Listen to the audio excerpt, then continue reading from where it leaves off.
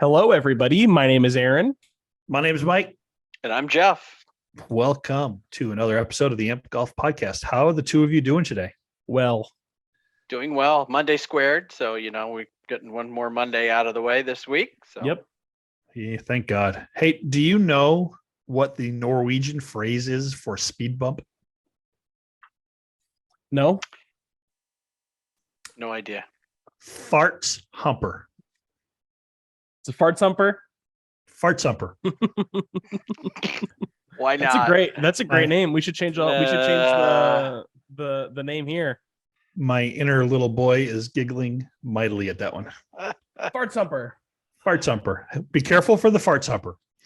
Anyway, so hey, welcome to another edition of the Imp Golf Podcast, where three ordinary hackers talk about everything that interests them in golf, and we have some fun at it, right? Yeah. That's the hacking part for sure, and the fun part.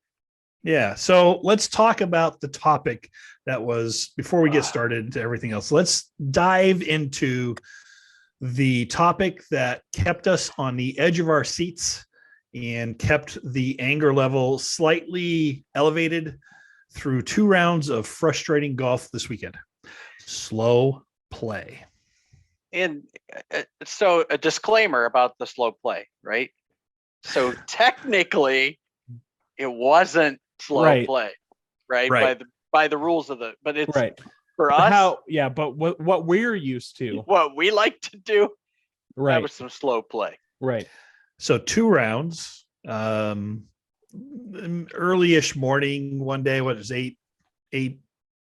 They were both relatively early. 9:10, which is the 8:15 doesn't usually get too bad, but we were at 2 golf courses which were, to be fair, in fantastic condition. White Pines and Ironwood. Mm-hmm. Now, we've played at White Pines before, and we played in afternoonish, and it was incredibly slow, and that was a couple years back. And Aaron and I had played White Pines last year. Ironwood. And we found that one to be a little slow too. The golf courses themselves, though, were in spectacular condition. Just the summer that we've had, it's really good. Especially White Pines, fun course. Oh, absolutely. So if you get a chance in your Northwest Ohio, go to White Pines, play it. Just be prepared. There's nothing speedy about it. Now, by Jeff's standards, he's correct, because when we play, especially if we're walking our home course, 4 of us, 3:20, 3:15? 3 hours 15, 3 hours 20, yeah. Yeah. And these were 4-hour, 10-minute rounds, 4-hour, 20-minute rounds riding. Right. We spent a lot of time waiting on the group in front of us. And both days, it seemed like the groups in front of us liked to take their 2 carts and 4 people and go to every golf ball together. It was watching young kids play soccer, right? Yeah. So I think part of it was, and the reason it felt so slow is that they weren't being efficient in their game, right? And they lost contact with the groups in front of them too, both days. Oh, yeah. Right. Eventually there was space in front of them. So I feel like you got to maintain contact with the group in front of you, keep going. But they just were not. I mean, there were a lot of, and then after they hit their shots, the conversation, we were passing legislation, it felt like, behind the cart when we were done. Hop in the seat, go, or get your club in there, go. No, we don't have to talk about it. We don't have to pass a law. We don't have to discuss the weather. Right. Yeah. It's just one of those things where the group behind you should never be walking off the green while you're finishing teeing off, unless you're waiting for the group in front of you, which that didn't happen at all this weekend. Right. Like you said, Jeff, there was multiple holes where, it was just clear in front of these people that we were playing with. And most of the time we were walking onto the green as the first guy was hitting his tee shot, and then we would be finishing putting and they would just be driving off of the tee box. It was a little ridiculous.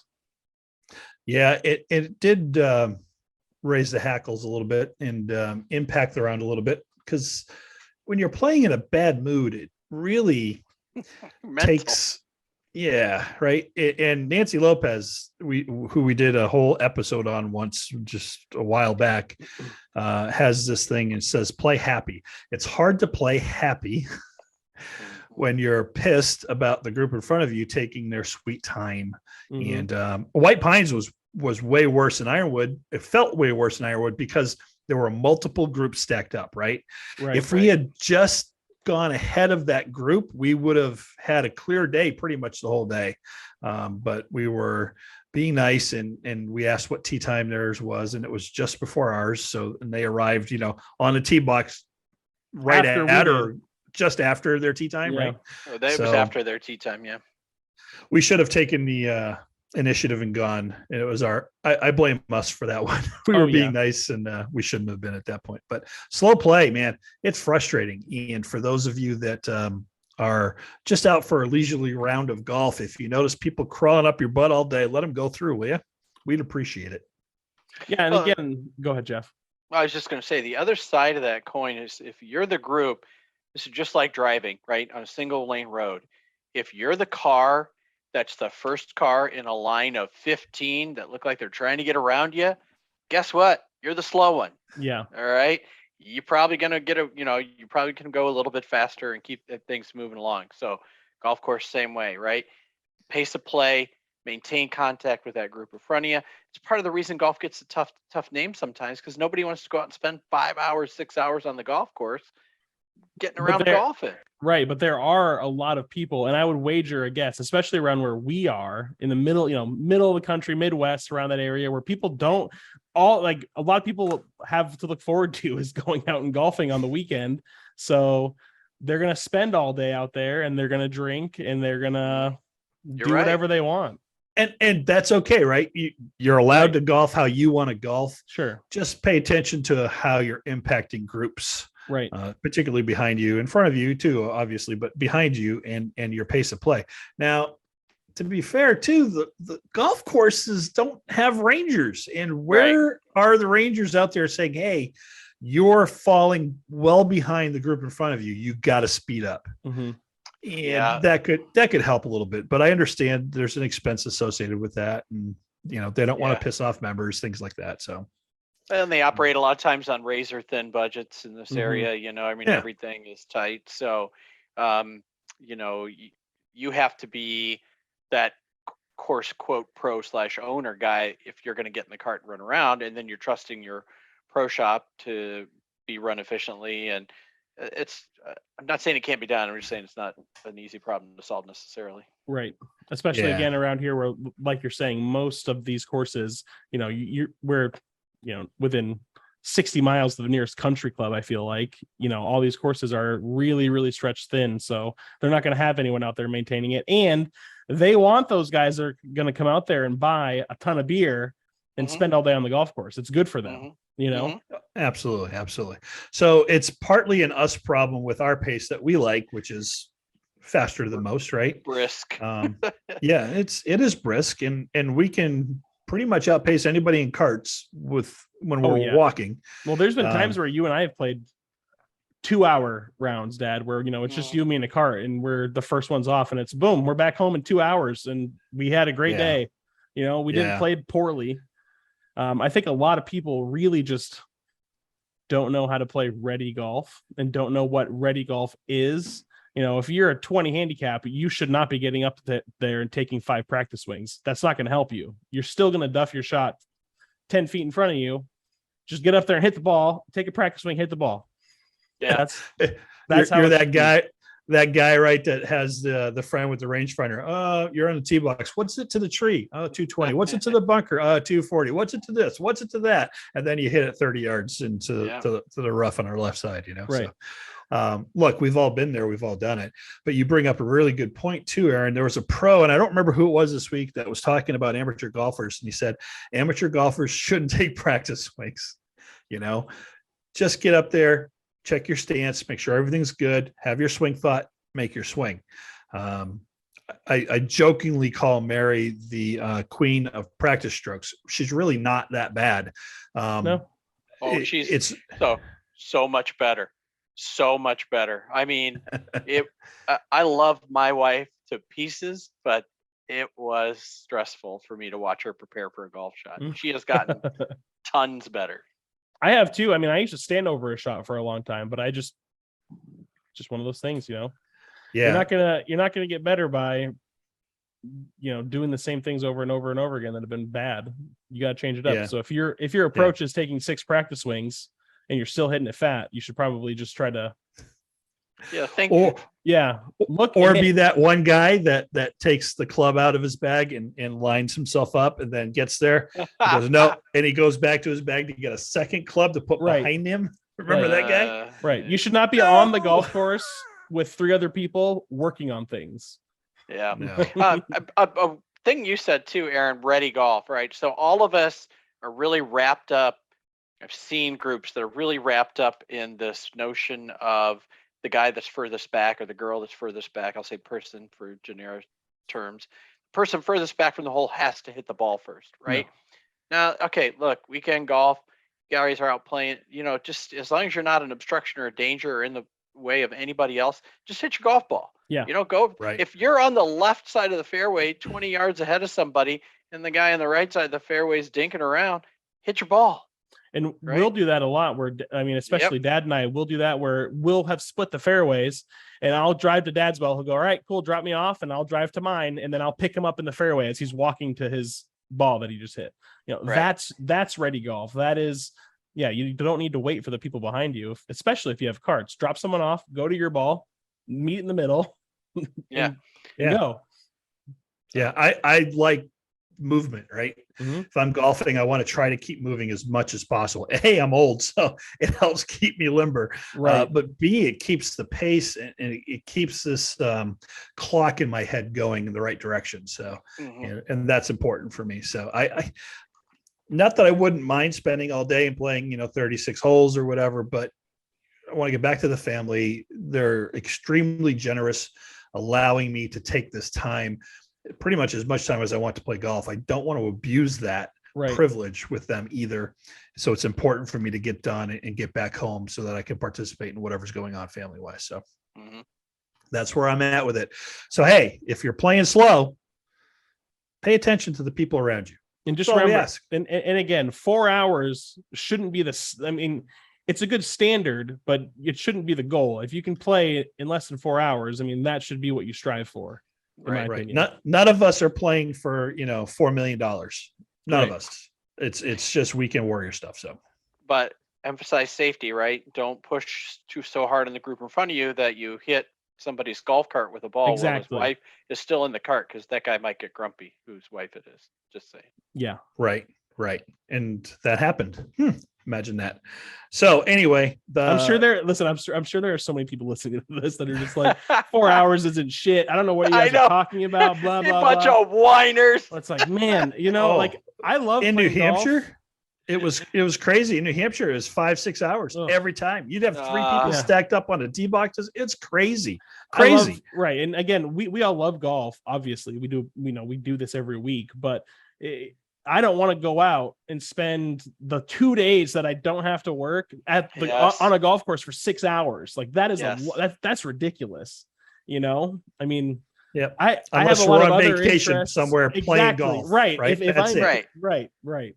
Yeah. And I've done that. Mary and I have done 36 whole days when we were on vacation on a golf vacation. That was the objective. So yeah. Right.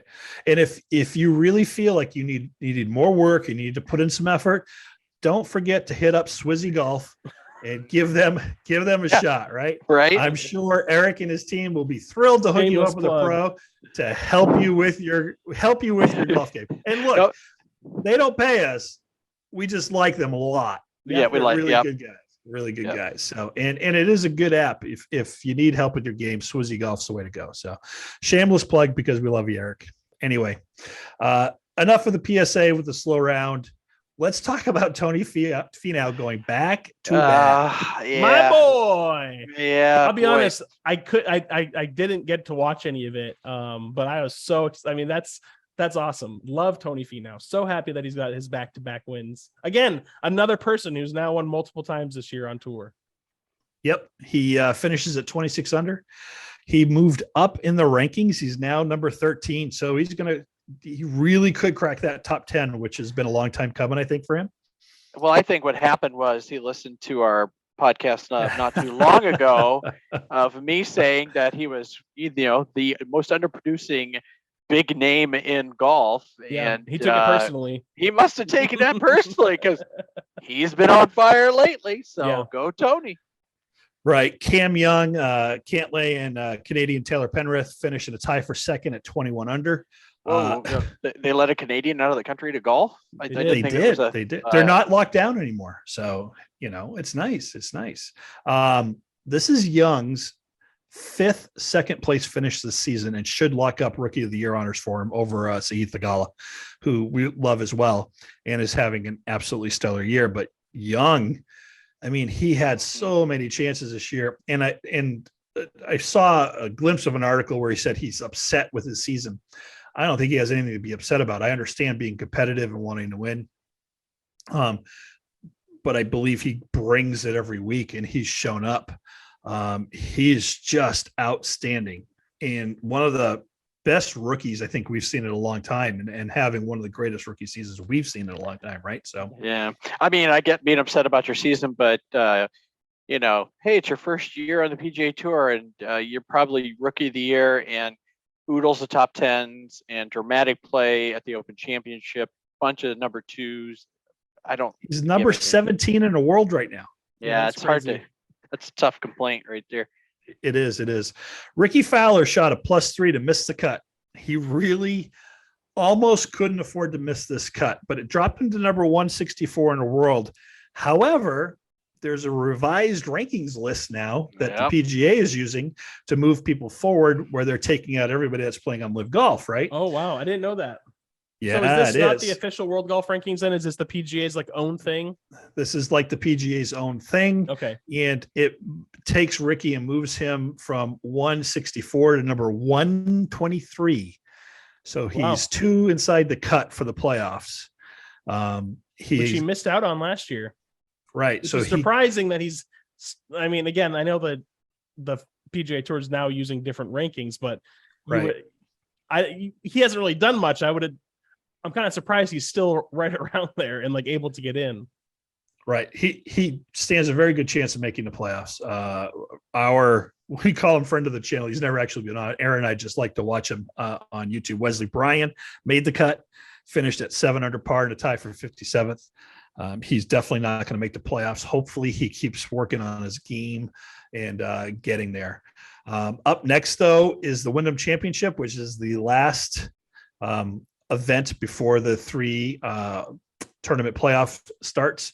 It's at Sedgefield Country Club in Greensboro, North Carolina, which is yet another Donald Ross design. Yep. The thing I heard about this one, though, is it doesn't suit any particular kind of player. It doesn't make a difference if you're long, you're short, you're accurate. It doesn't make a difference. All kinds of different players have won this. And the reason that I'm hearing that is because it's Bermuda grass. Yeah. And it's a lot different hitting out of Bermuda. I've only played a Bermuda grass once, and it was in Atlanta, Georgia. So, and it got into rough, and it was tough. I got to tell you. So I've played on it quite a few times. There's a lot of Bermuda grass courses down in Florida, and Mary and I would play when we would go on vacation in Florida, and it's it feels different. It does feel different. Aaron, did you find anything out about it? Yeah, I was going to say it's interesting that you brought this up because I was looking at some stuff today about this, and I actually found a cool little article, really short, just little great summary of Bermuda grass and kind of the difference between that and bent grass, which is pretty much what we play around here. That's I don't know how to describe it, but it's like a more all-season type of grass where it does well in all different climates. But Bermuda grass is classified as a warm season grass. So like you said, Jeff, it's most commonly used down south, especially in America, down in Florida, Georgia, in South Texas. A lot of courses will use Bermuda, and if they, like in North Carolina, it'll go dormant over the winters. So actually overseed it with ryegrass during that time and then bring the Bermuda back once summer kicks in, and that'll be the primary grass. But who is it? Greg Norman actually has some interesting takes on Bermuda grass. he says that the long bladed bent grass is like long hair. So what we play on, it's, the rough's kind of wispy. It's not very thick and gnarled. The ball rolls around along the arcing blades of grass, whereas the short Bermuda bladed grass forms a sort of crew cut with the ball rolling along the tops of the bristles. These bristles create much more grain than do the waves of bent grass, and therefore have a far greater effect on the roll of a putt. In some southern greens, a putt against the grain must be hit twice as hard as down grain putts. Norman goes on to note that golf balls tend to perch on top of Bermuda grass fairways, resulting in a crisper contact and more spin relative to bent grass fairways, which, again, playing on bent grass, even in the fairways, sometimes you can get a lie that's sitting just a little bit down into the grass because it's kind of spongy. But there's a couple golf clubs that use a mix of both, like Augusta National, where they use bent grass on the greens and then Bermuda grass on the fairways and tee boxes and all that stuff. But the biggest difference is that it really just kind of holds your club, especially in the rough. It'll bend it and twist it and get it all sorts of crazy. I will vouch for that. Well, that makes this tournament kind of unique because they're going to it from the bent grass stuff. And some players play better on it than others. This tournament's been around for 82 years, which I did not know until I looked it up. And it's been won by people like Sam Snead, Byron Nelson, Ben Hogan, Gary Player, Seve Ballesteros. Kevin Kisner won here last year. So that's pretty big, right? Kisner is not a length guy. He doesn't have the driving capabilities of other people, but he's in the middle. He stays in play consistently and constantly. And he's an incredible putter. Somebody called him, I don't remember. Somebody called him Redneck Smart. And if you've ever watched Kisner play on any other YouTube videos with, was it the Foreplay guys? The Barstool Sports guys. He's just a down to earth kind of Southern redneck guy, but really smart and an incredible golfer too. Really good ball striker. There's a funny video of him where he hits a ball over his house onto the green that's in his backyard, and some guy goes, "Why'd you do that?" And he goes, "My name's on my bag, dude. Why wouldn't I?" Right. So players in the field this week. Wesley Bryan's there again, so that's really good. He had Will Miles on his bag for a long time this summer, and I just saw on the Bryan Bros YouTube site, Will Miles is playing a match with George, so he's not on the bag right now. But it was really interesting to hear Will Miles with his experience caddying on the Pro Tour and what some of the things he got to do, and also his attitude change about the game and letting go of shots and being in a better mood and being, playing happy, right? He says it's a big deal. So it's a cool video. If you've never watched them, go check out the Bryan Bros. It's a fun channel. They do a lot of good stuff. George Bryan, who's Wesley's older brother. Yeah, George is older than Wesley.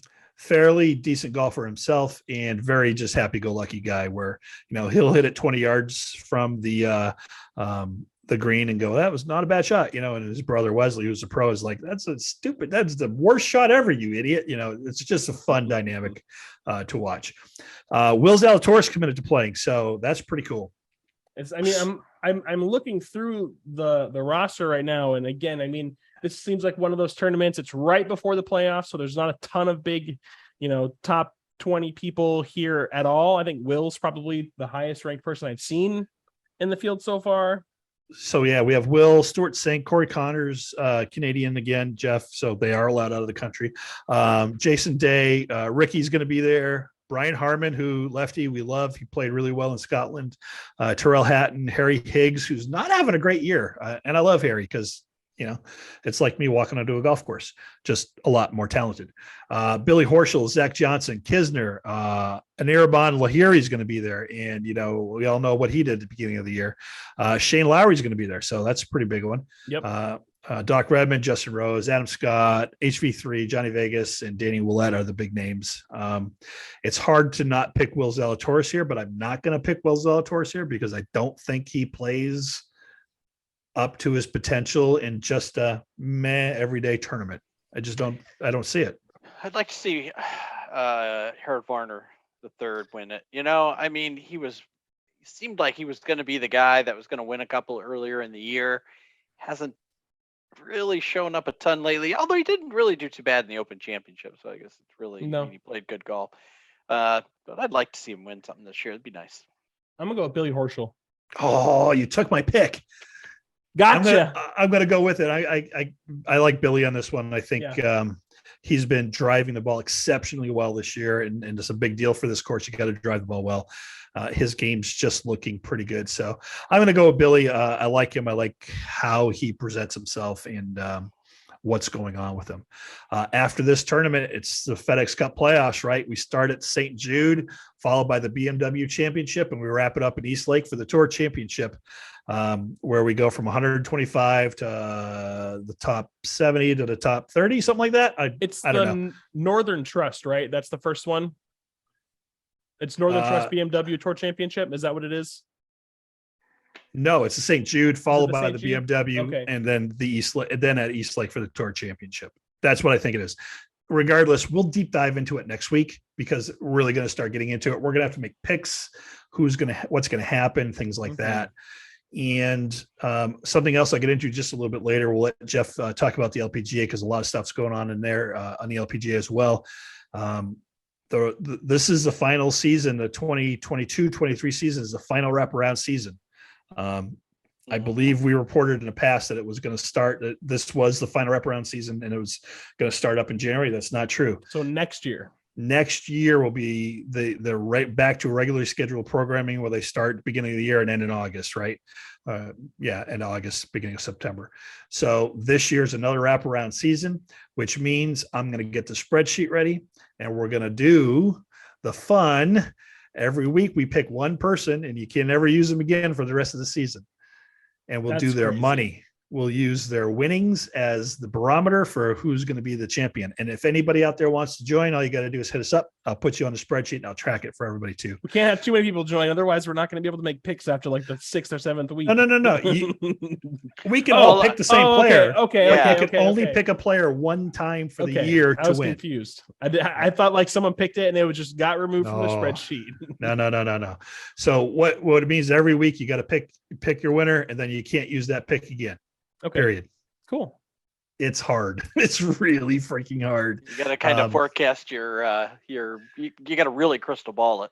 Yeah, you got to look ahead. So we'll get that all set up. And next week we'll talk about the Tour Championship, what's going on there, the setup and the changes for next year, which are fairly significant going into next season. But Jeff, hit us up with the Lpga news. What's happening?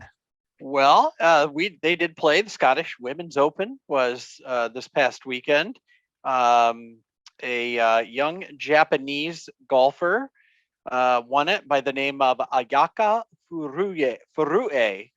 And I roll my R's because of other languages I've learned. Japanese usually don't roll their R's. So I know I butchered that name a little bit, but she took a -21 score, and that was good enough for her to win it. So congratulations. I think she's a rookie, if I'm not mistaken. Dang, good for her. Yeah. So that's I don't know 100% on that, but I know that you don't see her name very often at the top of the leaderboard. So good win for her. Our next event is at Muirfield in East Lothian, Scotland, for the Women's Open. So now Muirfield used to be men's only, right? It was for a long time. So this is a big deal for them. First time, I believe, in Muirfield for them. That's correct. They have not played this course. This has been the AIG has been a major since 2001, but this is the first time it's been played at Muirfield. So great course, 6,649 yards for the ladies. All of your expected names are in the field this week. Your odds-on favorite to win it's Lydia Ko. But all the normal names are at the top of the favorites list. You've got Lydia Ko, Nelly Korda, Hyoju Kim, Minji Lee is going to be in the field. She's up there in the odds. Brooke Henderson coming off of her major win.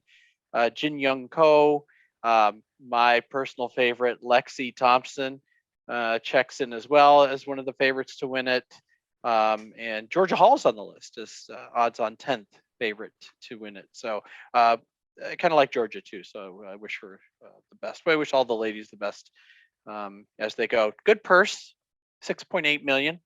Yeah. We've talked about some money disparity, obviously, between the ladies and the men, but this one is a major. So we're seeing some of the purses come up this year. We've talked about it before. The money has gotten a little bit better this year. So. Yeah, money's definitely increasing for the ladies, and it's looking like it's going to continue to do that. There's still a lot of talk about the Live Golf participation with the LPGA and how they work together. Right. Yep. A lot of people are like, don't tear us apart, come together so that we can work together. So, well, the LPGA commissioner, Molly Marco Salmon, says she would definitely talk to Live Golf, right? And she wants to have the players involved discussion. I think I talked about this last week, but there was an article yesterday talked about some of the big names in golf are really convinced that if LIV Greg Norman comes along and makes a play to get the ladies involved in LIV golf with the money that's on the table, it will gut the LPGA, and that has the potential, I will say, to kind of be the death knell almost for the LPGA as we know it, Right. because it would just gut the players. I mean, just shave the top 40 off and send them to another league. Right. Now, if I remember correctly, the LPGA is the oldest continually operating sports league or whatever in the country. And they've been in existence for quite a long time. So if you think about all these wonderful female golfers that helped build the LPGA, they got to be saying, yes, if you want to include Live, do it, but don't forsake the LPGA for Live. Find a way to work together, which is what everybody's starting to say about the PGA, DP World Tour, and Live Golf now. So, well, I think though that the commissioner is taking the right approach. The players, whereas the PGA, we don't know what goes on behind closed doors, right? Who knows how much communication was had, but it really hasn't been talked about as much. That the players had a lot to say about any kind of negotiations when it came to the PGA level. It was all Live directly talking to the players, right? In this case, the LPGA commissioner is saying, hey, Greg, if you want to call me, I am happy to talk to you about this to see if we can increase, better the future of these players. So it's going to be a different approach. And I agree. If they're going to enter the fray, then let's find a way to coexist, right? It's always more peaceful than leeching off the talent and, everybody trying to recover and adjust and do all this crazy stuff. So. Right. Yep. When I think about the Jay Monahan and Greg Norman's relationship, I think that they both have a dartboard at their house and they have a picture of the other person on their dartboard and they're constantly just going, son of a mother, you're free, and just throwing darts at it because I don't think they can stand each other. We know Greg has been trying to do something like this for a long time. And when Monahan dug in his heels, it just made Greg dig his in too. And now we're at this point where there's a lot of talk about a lawsuit coming up. So allow people to play in the Tour Championships and the President's Cup. So Davis Love III, who I love him as a commentator. He's saying that it's coming and it's going to hit really quick here. The Live Golf is going to sue. And he's saying that what he wants to see happen is all the players in the PGA Tour start boycotting all the big events so that Live has, the Live players show up. Okay, well, it's really nothing anymore. I don't see that ever happening where the PGA players are going to boycott events. I just don't see it. Right. Well, I think what they are going to do from a litigation standpoint, they did this, the European players did this with the Open Championship. 11th hour filing, right? 11th hour, put the pressure on the PGA. The PGA doesn't want to see anything go crazy in one of its most prestigious events. They, make some allowances. I'm sure the organization at the Open did some lobbying at that point, but That's what I'm hearing is going to happen on the LPGA or on the PGA side for these other filings for the President's Cup and things like that. They're going to use that clock. They're going to run it down and then maximum pressure. It worked once. Why not have it?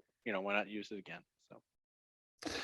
So, yeah, it'll be interesting to see what happens. Liv played in Bedminster at Trump National, and if you're a Reddit fan of our golf, apparently somebody was there as a volunteer, and he said he was pumped to work at the professional golf tournament. What I witnessed has me hoping this tournament crashes and burns in tremendous fashion. The attendees were terrible, would rather party than appreciate golf. It was more like a crappy music festival than a golf tournament. The volunteers, not enough of them, didn't give a crap. One watched me turn the wrong direction in a series of winding dirt roads to get to parking and did nothing to help. I was told, oh yeah, those signs are wrong. And he was left to fend for himself most of the time. Said the atmosphere was flat with a semi-large contingency following the leaders in Pga, and that's it. The rest were partying. The food was overpriced and undermanaged. The fan service area was a massive dust bowl. It's one gimmick after another, and I was far from impressed. Enjoy your payout, fellas, and enjoy never playing a meaningful round of golf ever again. Okay, so that raises a question. We have talked about volunteering at the Chicago event? I don't know. So here's the thing. I heard lots of reports from other areas saying that it was just a Republican convention, basically. With Trump. It's a Trump golf course. Of course. So, Marjorie Taylor Greene was there, and I don't want to get into politics, but it was a lot about Trump, tooting his own horn, things like that. Yeah. With that said, Henrik Stenson wins. Hooray! Right, 11 under. Hey, $4 million. I was going to say, at least he's posting rounds under par. Right, there we go. What Phil shoot? Plus what? Phil shoots 75, 73, 71 to finish at +6. Phil. But Stenson wins $4 million, which he's only done twice in his PGA Tour career. So good job. One time. Matt Wolff finishes second in a tie for second. Cool. And DJ as well. And they each get $1.8 million for a second place. Charles Howell, the first tournament. Yeah, let's go. He finishes at +6. And Pat Perez, everybody remembers Pat Perez partying after he won, $750,000 for finishing on a winning team. He continues his stellar play, finishing 32nd at +5, but ends up winning the team again. So he gets another $750,000. Okay. I don't believe he's had a tournament under par yet either. Up next for Liv is the Liv Golf Invitational Boston on September 2nd, 3rd, and 4th. I did see something interesting this morning on Twitter, and I thought it said PGA Tour, but when I looked at it closer, it was PGA, but Tour was spelled wrong. The O and U were inverted. And it said apparently several sources have said that Liv has offered Charlie Woods $35 million for 4 years.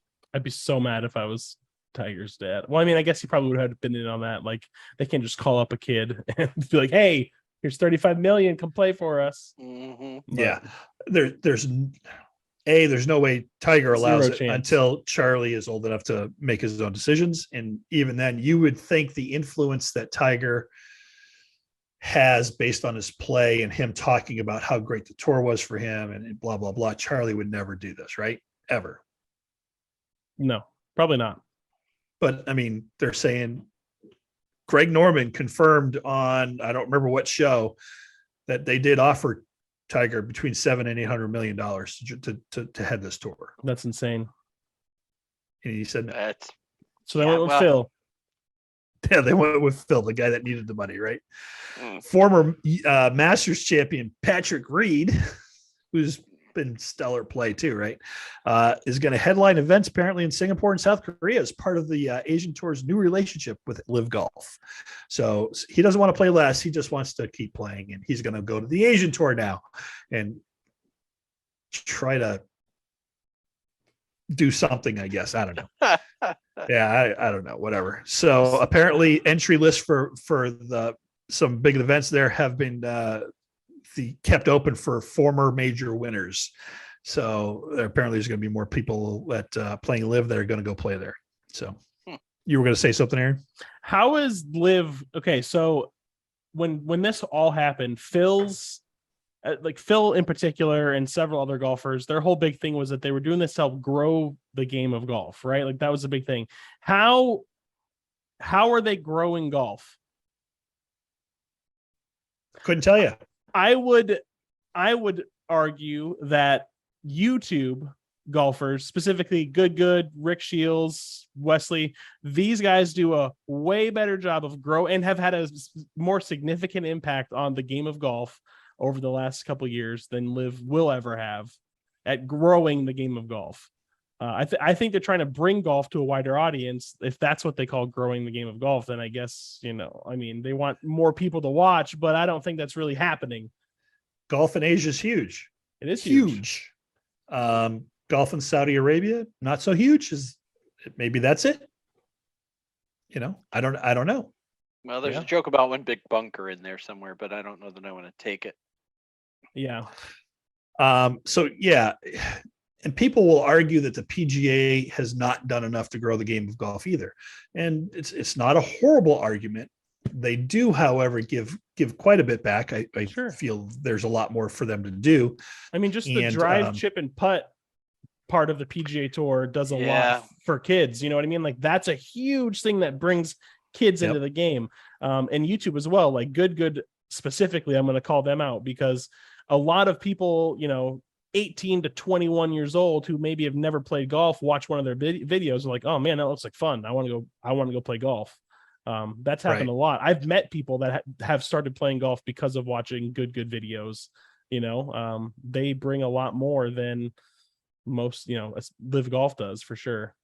Yeah. And you can't discount what Rick has done for the game. Oh yeah. In the UK and across the pond, even he's over 2 million subscribers, so he reaches a lot of people. He's got a decent podcast that really brings really good content out.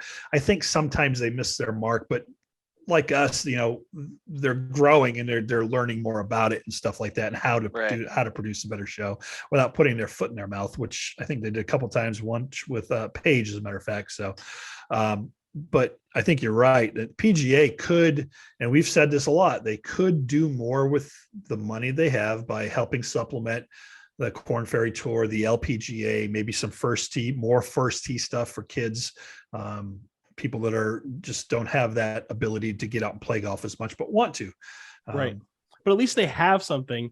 I could understand if Phil and these guys were saying that because Liv has a bunch of stuff that they do for kids. They have like these, maybe like a day where kids can come out onto the course they're playing and play with a pro or something like that. But doesn't seem to be any experience that will draw younger people in and keep them engaged to want to play golf. It's just like you were reading. It just seems like a big party for a couple days on a golf course. Mm-hmm. And I guess that's appealing. It's not appealing to me. I'm not one just to like the Ryder Cup, right? Right. It's just like the Ryder Cup. The Ryder Cup, though, I feel like again, that's a historic event. There's a lot of rivalry. It's going to be really boisterous and energetic because of that. Whereas this is just, again, it's just an excuse for a lot of people to go and drink beer and watch people play some decent golf and yell mashed potatoes really loud. Or you could yell at Phil.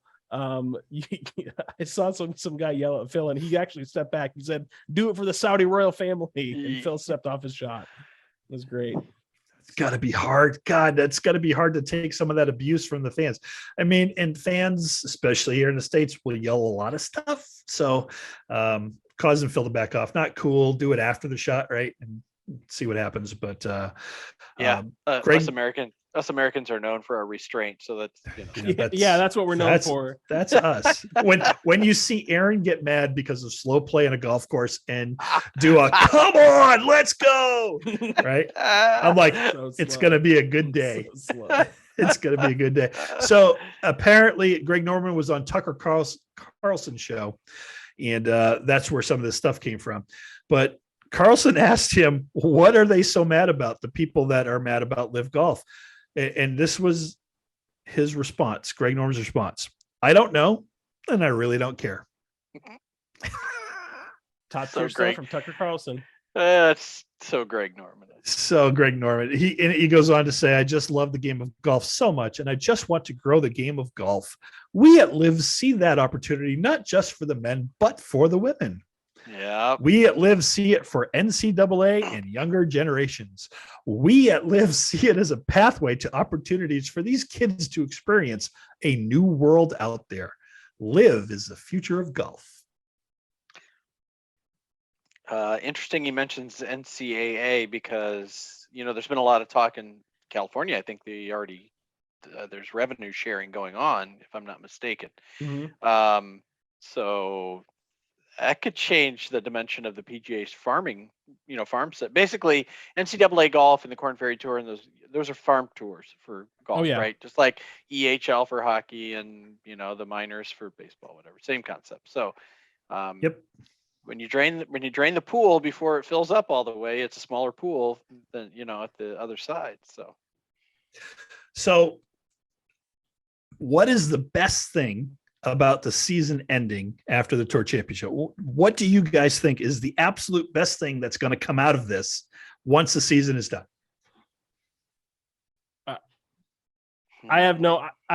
I'm done guessing at this point because I have no idea. I saw something today. It was a really clickbait title on YouTube. The PGA Tour was doing something like a live interview with Tiger Woods, and the headline was like Tiger Woods, joins Live Golf, and I was like, what is happening? I think there's just going to be a lot of that crap. There's just going to be a lot of just really crazy headlines that come out of this person's joining. A lot of speculation. Well, I think the PGA running all these tournaments right through the end of the year, the FedEx playoffs are coming up. They don't have a lot of time. You can walk and chew gum, but they don't have a ton of time to think about their strategy with Live Golf. They've got to make sure the playoffs, pulled off. Everything happens well. I think when the season ends, I think they finally get a chance to catch a breath and go, okay, let's think about the ramifications for this. And maybe I think the best thing, I don't know if it'll happen, but I think the best thing would be a conversation. I think they need to have a conversation. Do you think that they will start actually having players who earn a PGA Tour card or who have a PGA Tour card sign some sort of contract where they are expected to play on the PGA Tour, not necessarily a certain amount of events, but a contracted athlete? The PGA didn't want to do that because okay, I think it's a great idea, Aaron, and I love it. But the PGA wants to control stuff so much. So I don't know if they do that. So here's my best thing to come out once the season ends. This is it. It was a trick question, by the way.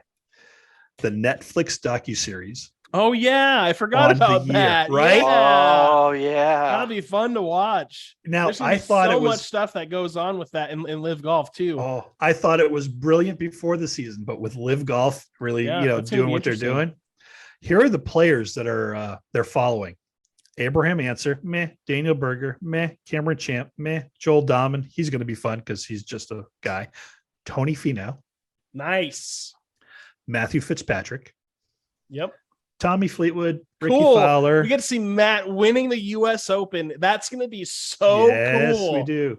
Ricky Fowler, Sergio Garcia. Ooh, nice. I was waiting until the Live people were going to start getting added onto this. Harry Higgs, Max Homa. Nice. Victor Hovland. Nice. Mm-hmm. DJ. Okay. Brooks. Okay. Oh. Kevin Na. Ian Poulter. Oh, man. Bubba Watson.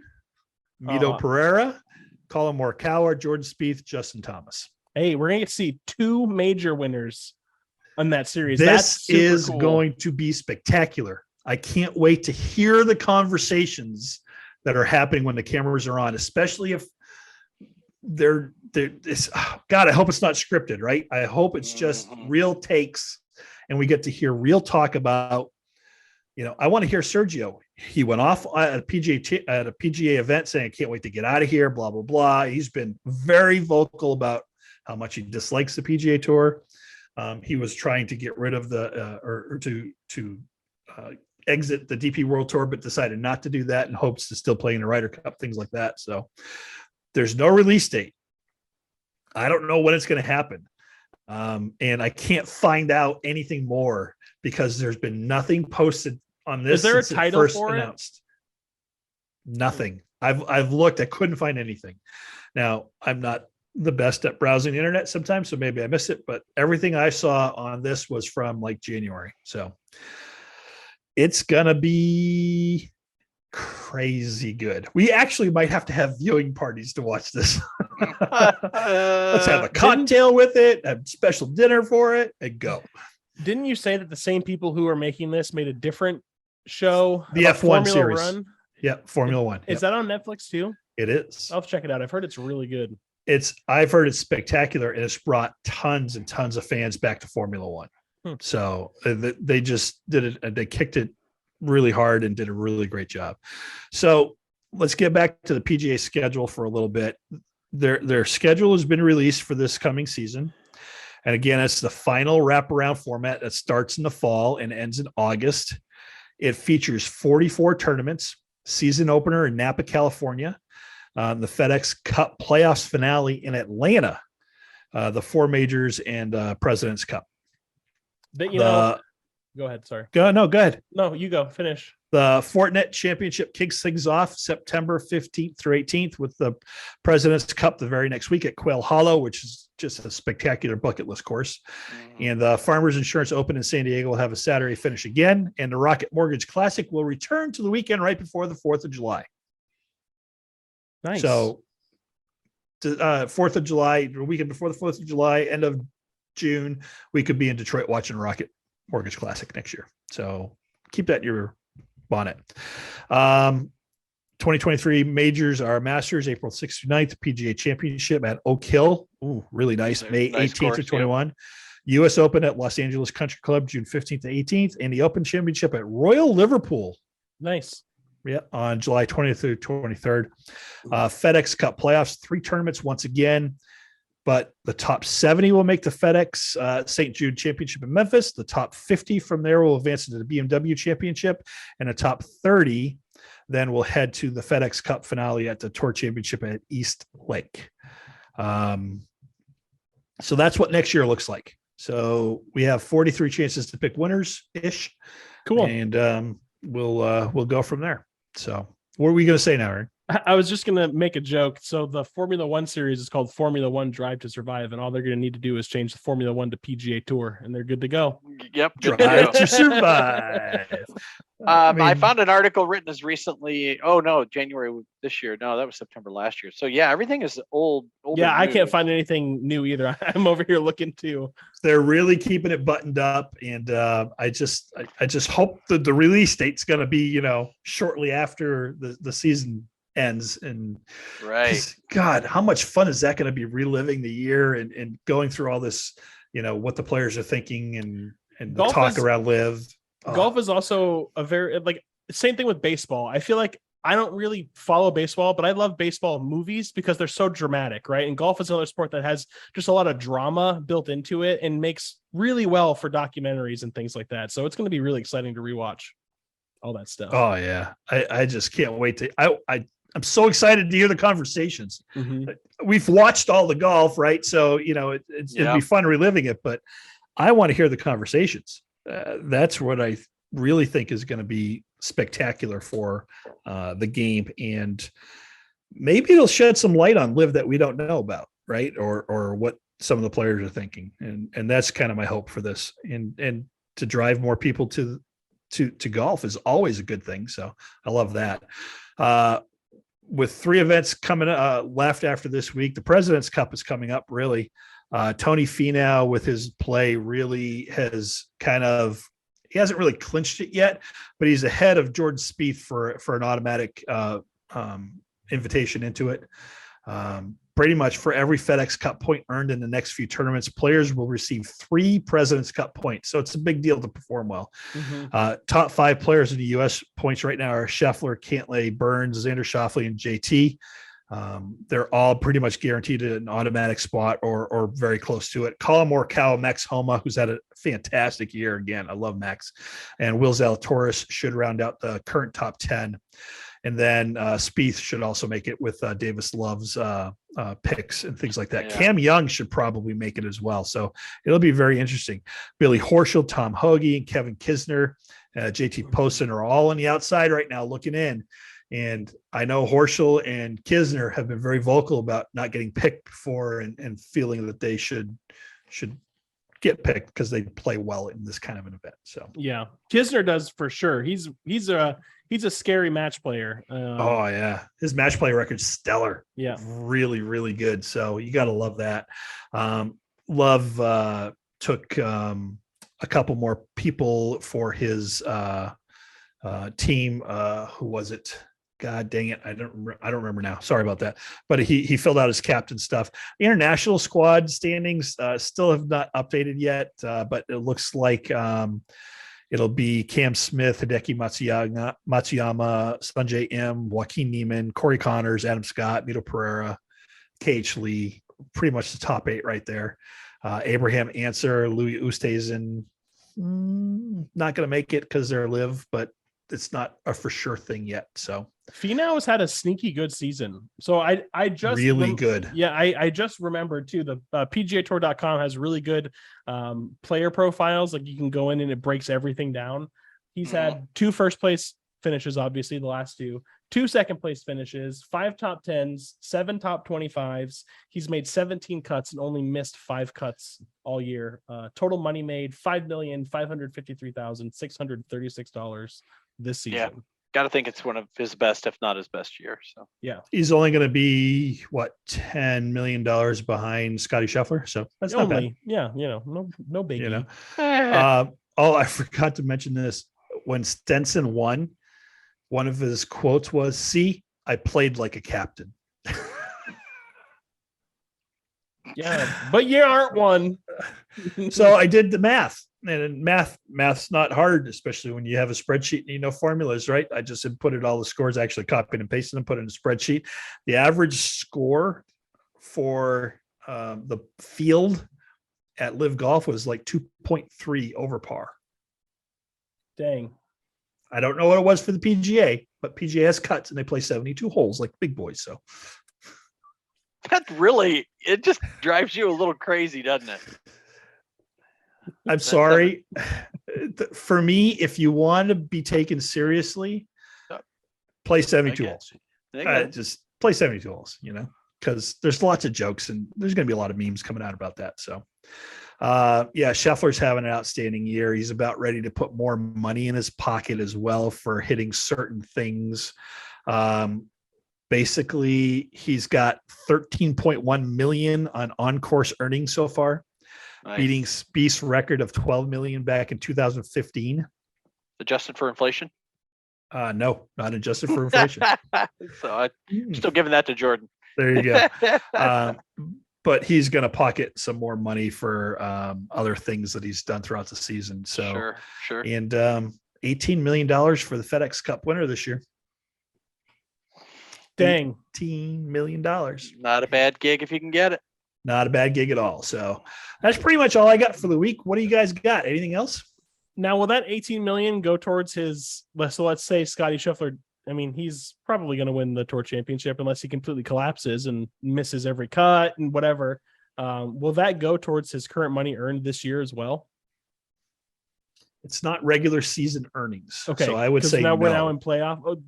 Yeah. Okay. That makes sense. Right. This week is the last regular season tournament on the schedule. So the rest is playoffs. I love that. So I love that. God, Atlanta coach. Remember that, Jeff? I don't know if you remember that. All I think about is Ted Lasso, because he does the same thing to Jamie Tart in the locker room.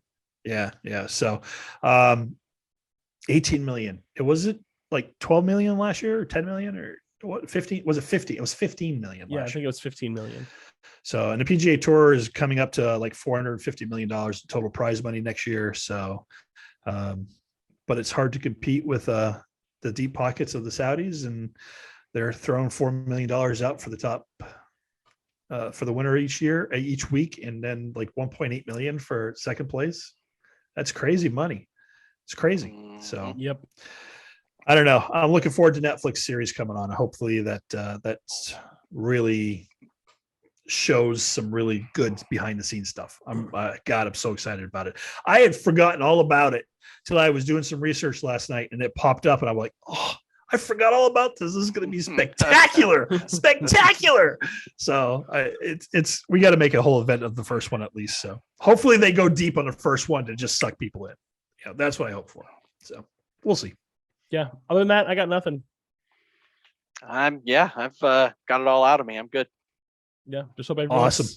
Thanks everyone for the support. Again, check out all of our socials down in the description of our YouTube and Spotify, all that stuff. Come check us out. We've been posting some shorts on YouTube that have been a lot of fun. So, we're getting crazy. Yeah, Mary's got like 1,300 views on Sunday morning. So that was kind of fun to watch it, just watch the numbers tick up. I know it's not a lot compared to other people, but for us, hey, 1,300 views is pretty cool. Yeah, so it was exciting for us. So. Yeah. Yeah. We're going to get better. We're going to post more course stuff as we get more into it. We're taking a lot of video right now and just playing around with it, seeing what happens. But we appreciate everybody's support. We really enjoy doing this because it's fun. We get to talk to each other about golf more than just on the weekends, and we get to be idiots on the YouTube. So there you go. Yeah. Thanks for watching, everyone. We appreciate it. See ya. Take care. Bye.